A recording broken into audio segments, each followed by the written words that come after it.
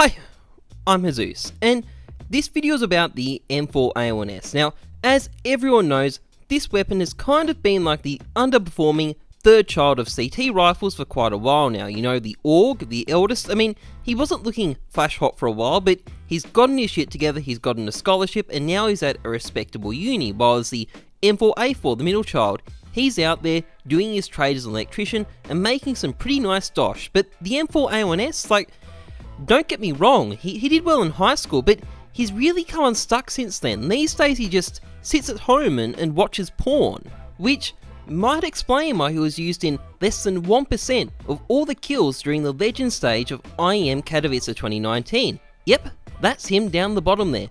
39 kills. Obviously, it's very hard to aim when your wrists are distracted doing something else. And it's become such a problem that his dad, a Mr. CSGO Dev, seems to have decided that his son needed a bit of an intervention. He needed to buff up the rest of his body rather than just his left arm. So he gave him some steroids and sent him to the gym, and hey presto, the M4A1-s came back with the ability to make his offensive power go for longer than it ever had before.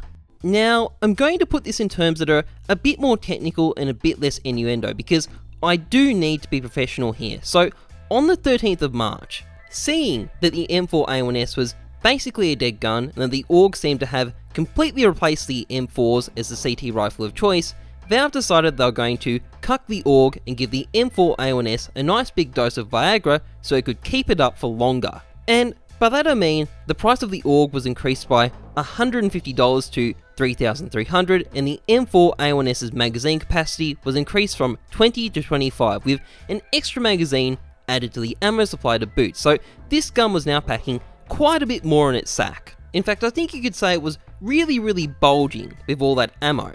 And the moment this happened, something shot up into the air very hard, straight and fast. Yep, that's right. I am of course referring to the M4A1-s skins. Take the Icarus Fell for example.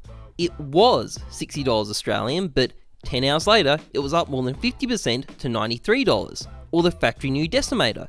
It was $15 Australian, but a day and a half later it was $21, up more than 30%. Or the Minimal Wear Nightmare. It was $12.50 Australian, but about a day later it was $23, close to a 100% increase in price. Now, this may look like a sign that people enthusiastically rush to start using the M4A1-s again, except you might notice something a little bit odd about the price history here, because after it finishes going up, it starts falling, it plummets actually, and it's ended up at about $16, so it's closer to being a 30% increase than a 100% increase. Now, if you think about it, this is a bit weird, because it kind of implies that heaps of people in the community rush to buy themselves a new play skin for the M4A1-s without really trying it much in game first, and then after a couple of days realised they didn't like it and sold it off, probably for a loss, which would be really stupid, wouldn't it, right? I mean, why on earth would you do that? Are we really that stupid and impulsive as a community? Well, yes we are.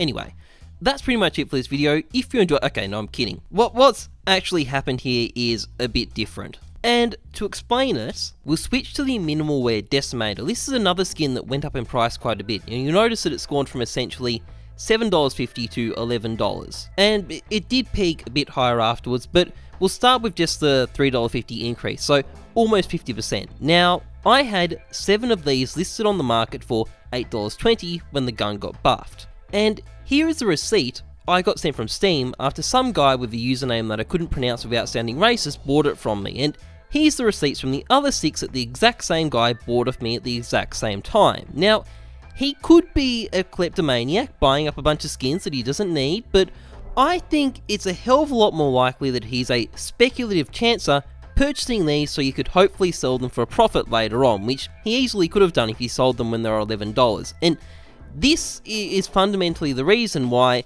all these guns have gone up in value. It's not because players have switched to the gun and want a skin for it, it's because investors are hoping that players will do that and stocking up on M4A1-s skins in anticipation. Now, that's not to say that this gun hasn't had a whole bunch more people start using it, not at all, but it doesn't seem like it was quite as much as these investors were hoping. And we can see this quite clearly in the price history. So the Icarus fell, for example, fell off. It fell off to about $77, which is only about a 30% increase on the initial price. Now, the minimal wear decimator also fell off. It fell off to about $9.50, which, interestingly enough, is also about a 30% increase on its price before the buff. And the minimal wear nightmare, well, it did the same thing as well. It fell off to a price of about $16, also about 30% more than it was before the buff. In fact, the only one of the 4 skins I've shown that didn't fall off is the factory new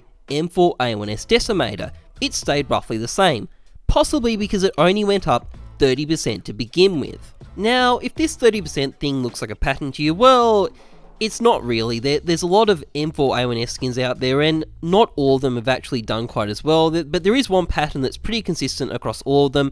The prices spiked when the buff happened as investors went to buy the skins, and it fell off afterwards. Obviously, although some people have switched using the M4A1-s, it definitely hasn't been as many as investors were hoping either. And let's be honest, it's not hard to explain why this has gone so badly for investors, because this buff has not been like other buffs in the past which made weapons the new meta overnight. This one has simply made the M4A1-s on roughly equal footing to the other CT rifles. So to put it in the terms of the analogy that I used at the start of the video, well, the M4A1-s, sure, he isn't studying at Oxford, but he's stopped watching porn and he's gotten himself a job and a girlfriend and is ready to be reintegrated into society, the society of CT rifles anyway. And it will be interesting to see where the M4A1 is on this chart at Starlater Berlin. I doubt he's going to be the top CT rifle, but I'm sure he'll be doing a lot better than this shitter down here. Anyway, that's pretty much it for this video. If you enjoyed it, please like, comment, subscribe. Otherwise, trust the numbers, not your gut. I'm Heyzeus. Thanks for watching. See ya.